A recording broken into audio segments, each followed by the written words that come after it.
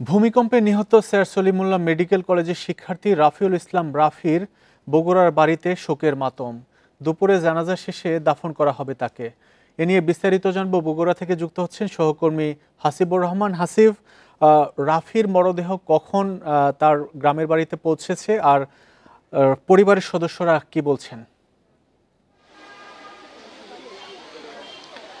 SSC এবং এইচএসসিতে gold পাওয়া এই যে মেধাবী ছাত্র, তার লাশ কিছুক্ষণ আগে শহরে এসেছে। তাদের বাড়ি এই খান্দার এলাকাতেই। এই লাশ এখনো ফ্রিজিং যে ব্যবস্থা সেখানে রাখা হয়েছে। দুপুরে জোহরের নামাজের পর তার জানাজা হবে এবং জানাজা শেষে মরদেহ তার যেটি রয়েছে সেটি জানাজা শেষে এই দাফন করা হবে জোহরের নামাজের পর। আর এই ঘটনায় শুধু তার পরিবারের না, পুরো বগুড়াই যেন স্তম্ভিত হয়ে গেছে। সবার মধ্যেই একটা শোকের ছায়া আমরা দেখতে পাচ্ছি। বাড়ির লোকজন, বিশেষ করে তার যারা স্বজন রয়েছে, তাদের আমি কয়েকজনের সাথে কথা বলেছি। এই মেধাবী ছাত্রের মৃত্যুতে একেবারে পুরো বাড়িটাই একেবারে বলা যায় যে শোকের মাতম চলছে। কিছুক্ষণ আগে তার মামাতো ভাইয়ের সাথে কথা বলেছি, তার চাচার সাথে কথা বলেছি। তারা আমার সঙ্গে যখন কথা বলছিলেন, আসলে আবেগে তাদের যে স্বাভাবিক কথা সেটাও তারা বলতে পারছে না।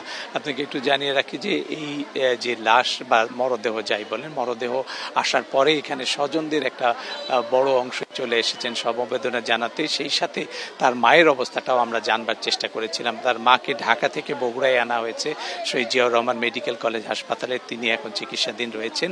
ডাক্তাররা তার যে আশঙ্কার বিষয়টি সেটি কিছুটা বলছে যে কম, অন্তত এই মুহূর্তে তার কোনো কোনো ক্ষেত্রে জ্ঞান পাচ্ছেন, কোনো সময় সে কথাও বলতে পারছে, কিন্তু একেবারে পুরোপুরি আশঙ্কা হননি, এরকমই তথ্য তারা আমাদেরকে দিচ্ছেন। এবং একই সাথে চিকিৎসার যেটি ব্যাপার সেটিও সর্বোচ্চই রাখা হয়েছে।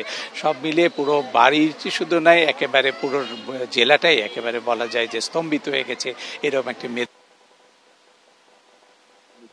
প্রিয় যে শিক্ষার্থী, ভূমিকম্পে পুরান ঢাকায় নিহত মেডিকেল শিক্ষার্থী রাফিউল ইসলাম রাফির মরদেহ বগুড়ার গ্রামের বাড়িতে নেওয়া হয়েছে। সেখান থেকে জানাচ্ছিলেন সহকর্মী হাসিবুর রহমান।